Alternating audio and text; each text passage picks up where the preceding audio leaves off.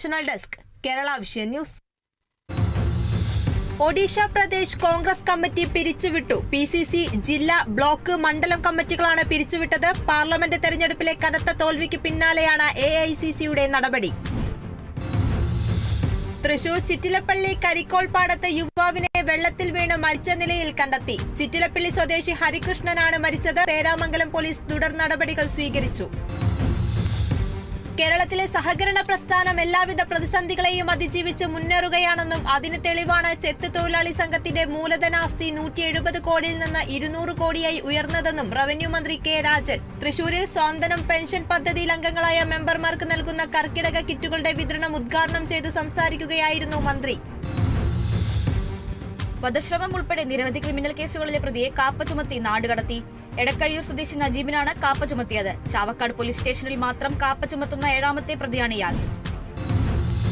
അർജുനെ വേഗം കണ്ടെത്തണമെന്നാവശ്യപ്പെട്ട് കോഴിക്കോട് നാട്ടുകാരുടെ പ്രതിഷേധം. സേവ് അർജുൻ എന്നാവശ്യപ്പെട്ട് തണ്ണീർപ്പന്തലിൽ നാട്ടുകാർ പ്രതിഷേധ മാർച്ച് നടത്തി. അർജുനായുള്ള തിരച്ചിൽ ഊർജിതമാക്കണമെന്നാവശ്യപ്പെട്ടായിരുന്നു പ്രതിഷേധം. മുത്തങ്ങ ചെക്ക് പോസ്റ്റിൽ മയക്കുമരുന്നുമായി ആയുർവേദ ഡോക്ടർ പിടിയിലായത് കൊല്ലം ചിറ്റുമല സ്വദേശി N. അൻവർ ഷാ. ഇയാളിൽ നിന്ന് 5 ലക്ഷം വില മതിക്കുന്ന 160 ഗ്രാം മെത്താഫെറ്റാമിൻ പിടികൂടി. KSRTC സ്വിഫ്റ്റ് ബസ്സിൽ നിന്നാണ് അൻവർ ഷാ പിടിയിലായത്.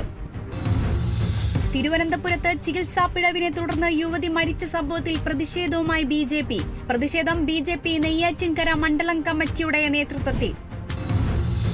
തിരുവനന്തപുരത്ത് കുത്തിവയ്പ്പിന് പിന്നാലെ അബോധാവസ്ഥയിലായി യുവതി മരിച്ച സംഭവത്തിൽ ചികിത്സാ പിഴവുണ്ടായിട്ടില്ലെന്ന് ഡോക്ടർമാരുടെ സംഘടന. ഉദരസംബന്ധമായ അസുഖത്തിന് സാധാരണ നൽകുന്ന മരുന്ന് മാത്രമാണ് നൽകിയതെന്നും മാരകമായ അലർജി പ്രവാഹമാകാം മരണകാരണമെന്നുമാണ് KGMOയുടെ വിശദീകരണം. കൊല്ലം ചടയമംഗലത്തെ ജ്വല്ലറിയിൽ നടന്ന മോഷണ ശ്രമത്തിലെ പ്രതികളെ അതിവേഗം പിടികൂടി പോലീസ്.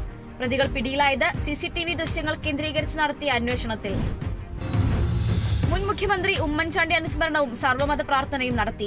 ഉമ്മൻചാണ്ടി ഫൗണ്ടേഷന്റെ നേതൃത്വത്തിൽ കൊല്ലം ആനയാടി ജംഗ്ഷനിലെ ഉമ്മൻചാണ്ടി നഗറിലാണ് പരിപാടി സംഘടിപ്പിച്ചത്.